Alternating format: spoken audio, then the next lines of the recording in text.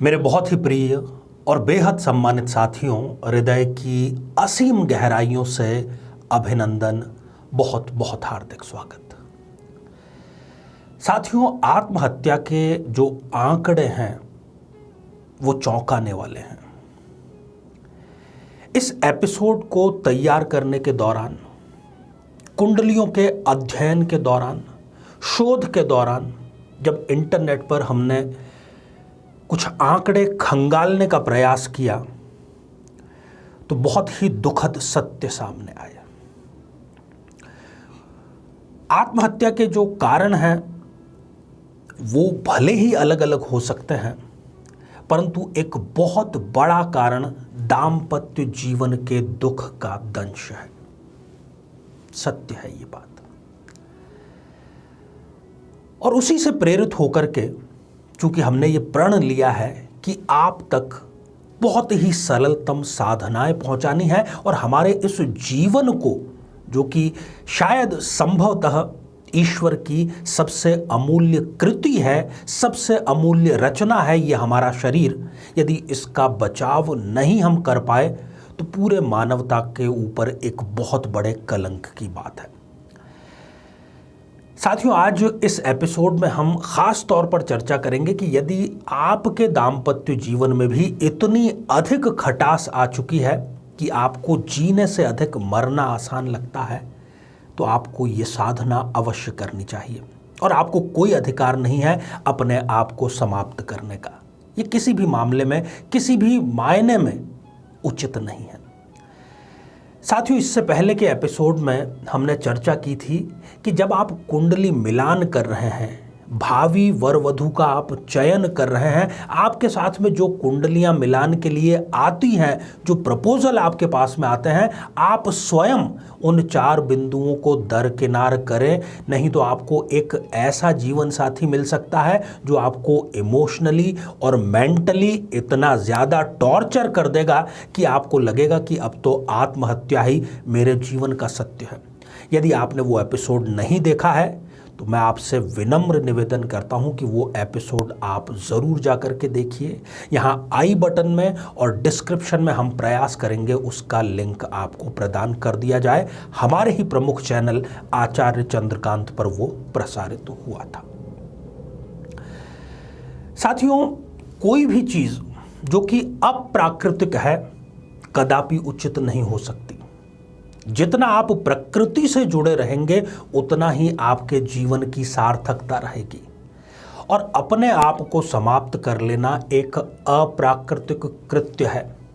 जब हम जर्जर हो जाएं, वृद्ध हो जाएं, रोग हमें घेर दें, एक दिन ये देह समाप्त होगी ही होगी। सभी की हुई है।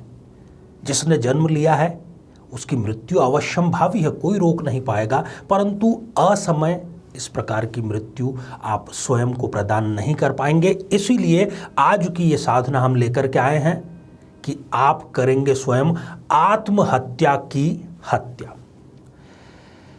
साथियों, देखने में क्या आता है, जब कोई व्यक्ति सुसाइडल टेंडेंसी की तरफ जाता है तो उसके मित्र, घर वाले उसको किसी मनोचिकित्सक के पास ले जाते हैं। फिर एक सिलसिला शुरू होता है एलोपैथिक ट्रीटमेंट का, जो कि शायद ठीक कुछ कर पाए या ना कर पाए इसकी तो कोई गारंटी नहीं, परंतु उसका दिमाग और शरीर दोनों खराब जरूर कर देगा, ये बिल्कुल गारंटेड बात है। आपको कहीं जाने की जरूरत नहीं। आप घर में बैठ करके केवल 7 दिवसीय इस साधना से आत्महत्या की टेंडेंसी की हत्या कर सकते हैं। कौन है आपको बचाने वाला? स्वयं महादेव शिव। साथियों, जिन्होंने स्वयं विष को धारण किया, किस लिए? ताकि दुनिया को अमृतत्व प्रदान कर सके, जगत को अमृतत्व प्रदान कर सके। वो क्या आपका जीवन नहीं बचा पाएंगे? जो पूरी सृष्टि, पूरी कायनात को अमृतत्व प्रदान कर सकते हैं, उनके लिए क्या एक जीवन बचाना बहुत बड़ी बात है? दुख की बात यह है कि हमें सही तरीका नहीं पता है कि किस तरह से हमें ये साधनाएं करनी चाहिए। इसीलिए हम इस चैनल की शुरुआत हमने की है और आगे भी इसी प्रकार के हम एपिसोड निरंतर लेकर के आते रहेंगे। तो साथियों, ऐसे महादेव शिव जिन्होंने विष स्वयं पिया, दुनिया को अमृत दिया, उनसे जुड़ी हुई ये साधना है। शुरुआत आपको इसको करनी है शुक्ल पक्ष के किसी भी सोमवार से आप कर सकते हैं। सोमवार को आप प्रातःकाल उठिए, कोई बहुत ज़्यादा जल्दी उठने की भी आवश्यकता नहीं है। आपको पंचामृत का निर्माण करना है। पंचामृत क्या क्या है, जो नहीं समझते हैं उनके लिए हम यहाँ पर बतला दें। उससे पहले इस शब्द पे थोड़ा सा हम दृष्टिपात कर लेते हैं। इसका नाम क्या है? पंचामृत। पंच, 5 चीज़ों से बना हुआ, अमृत आत्महत्या को समाप्त करने वाला। इस शब्द में भी आप देख लीजिए। दूध आपको लेना है, गौ माता का दूध आपके पास में होना चाहिए, थोड़ा उचित मात्रा में हो, तकरीबन आधा जग हो। इसके बाद में आप उसमें थोड़ा सा दही मिश्रित कर दीजिए, फिर थोड़ी सी उसमें आप चीनी या शक्कर मिश्रित कर दीजिए, फिर थोड़ा सा आप उसमें शहद मिश्रित कर दीजिए, और अंत में आप उसमें देशी गौ माता का घी मिश्रित कर दीजिए।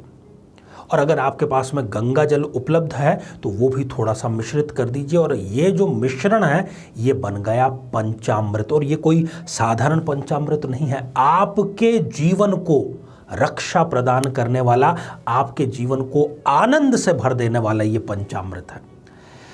अब इसको करना क्या है? आप निकट के किसी भी शिव मंदिर में जाइए, शिवालय अब खुल चुके हैं, और उसको आप पूरी तन्मयता के साथ में, पूरी भावनात्मकता के साथ में आप महादेव शिव पर, शिवलिंग पर अभिषेक उसका करें।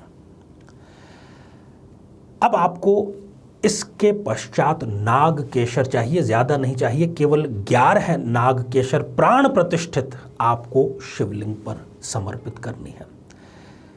इसके बाद में किसी भी माला से, कोई भी माला हो, माला से यहाँ पर कोई हमारा किसी प्रकार का बंधन नहीं है, 108 बार आपको महामृत्युंजय मंत्र का जाप करना है। महा है, मृत्युंजय है, मृत्यु पर विजय प्राप्त करने वाला।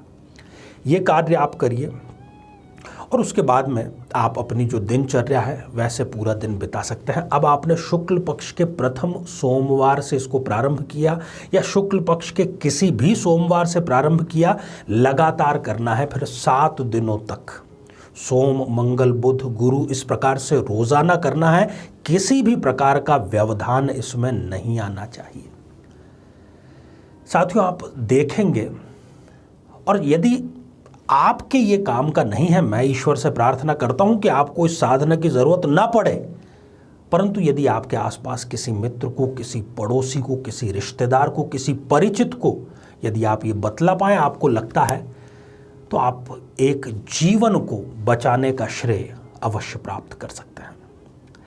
तो साथियों, इसी प्रकार से जीवन को बेहतर नहीं बल्कि बेहतरीन बनाने वाली साधनाएं, सरलतम साधनाएं, घर बैठे संपादित की जाने वाली साधनाएं हम आपके लिए निरंतर इस चैनल पर लेकर के आते रहते हैं। यदि अभी तक आपने इस चैनल को सब्सक्राइब नहीं किया है तो कृपया इसको आप सब्सक्राइब जरूर कर लें। साथियों, आप सभी स्वस्थ, समृद्ध और शांतिपूर्वक जीवन व्यतीत करें। नमस्कार। जीवन में किसी समस्या का सामना कर रहे हैं, जैसे कि शादी में देरी होना, पति पत्नी में मनमुटाव या तलाक तक की नौबत आ जाना, संतान का प्राप्त न हो पाना, नौकरी या धन प्राप्ति में बाधा आना, जीवन के प्रत्येक क्षेत्र में किसी न किसी प्रकार की बाधा आना, तो आज ही अपनी जन्म पत्रिका का संपूर्ण विश्लेषण करवाएं और पाएं समस्या से सदैव के लिए मुक्ति।